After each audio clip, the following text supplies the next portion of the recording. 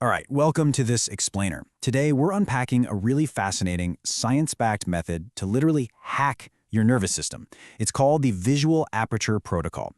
We're going to dive into the exact biological mechanisms that let you optimize your everyday performance and your recovery just by changing how you physically look at the world. By the end of this, you're going to know exactly how to harness your visual focus to make hard work feel way easier and make your downtime incredibly restorative. Let's get into it. Okay, starting off with the Olympic focus secret, or what we call the spotlight at the finish line. We're going to jump straight into the visual habits of the fastest runners on the planet to see how this works. Now, you might be wondering, where exactly do Olympic sprinters look when they're blazing toward the finish line? Logically, you'd probably think they're checking their peripheral vision, right? Glancing side to side to see if someone's gaining on them or maybe taking in the roaring crowd. But they actually do the exact opposite. Elite sprinters maintain a ridiculously tight, circular spotlight focus directly on their target. They essentially turn off the rest of the world and lock on to a single point.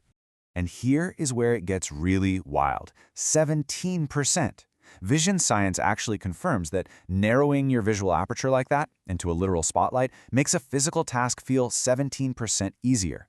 Just think about that for a second. Without changing your physical fitness or your exertion levels at all, simply by tweaking your visual field to a narrow point, you significantly reduce your perceived effort. It is literally a biological hack hiding in plain sight. But wait, it gets better. 27%. This really illustrates the ultimate advantage of that spotlight effect. That same narrow focus actually creates a visual illusion of proximity. It physically makes the finish line look closer to you than it actually is. And because of this powerful illusion, holding that focus spotlight helps you move 27% faster. So you feel 17% less effort and you move 27% faster. That is exactly why the world's top performers are obsessed with this visual tool. Moving on to your visual nervous system and the eye-brain connection, we need to understand the deep, two-way street between your eyes and your body's alertness levels, because this isn't just some cute mental trick. This is the hard wiring of your biology. So, what's actually happening inside your body? Think of it like this.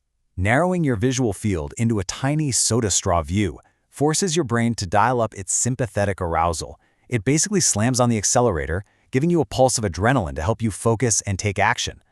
On the flip side, when you look at a wide horizon and let your vision expand, you immediately take your foot off that gas pedal. Widening your view shifts you right into a relaxed, parasympathetic state. Your eyes are quite literally the steering wheel for your nervous system. Now this is a crucial takeaway. We all love dream boards, right? Looking at a massive, beautiful future feels super inspiring. But here's the catch.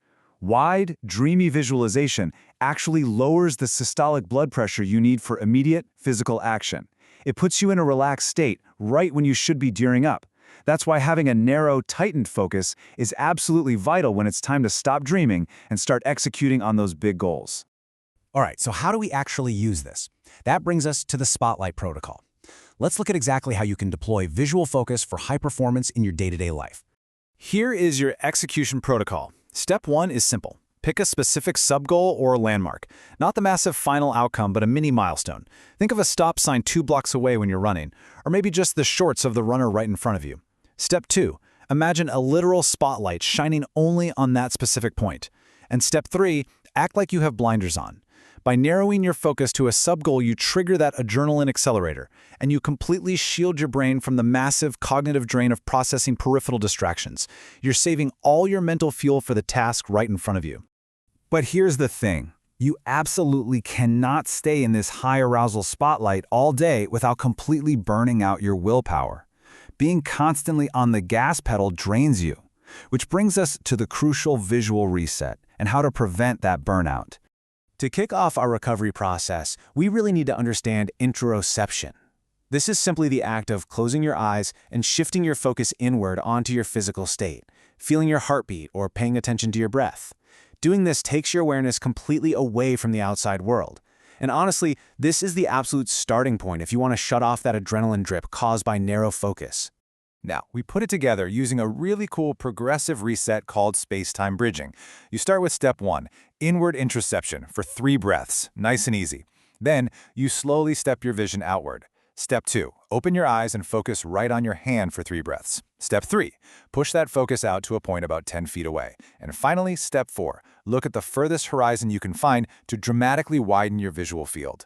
This sequence physically walks your nervous system from a high-stress, narrow state right back to a wide, calm recovery state. You are actively commanding your biology to chill out. Now, I have to throw in a massively important warning about our modern habits here.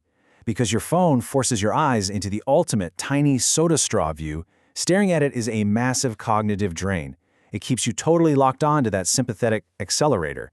So stepping away from your screens and taking what we like to call boring breaks, using that wide-angle reset is just absolutely essential. You literally have to put the phone down if you want your brain to be ready for hard work later on. So, I'm going to leave you with a challenge.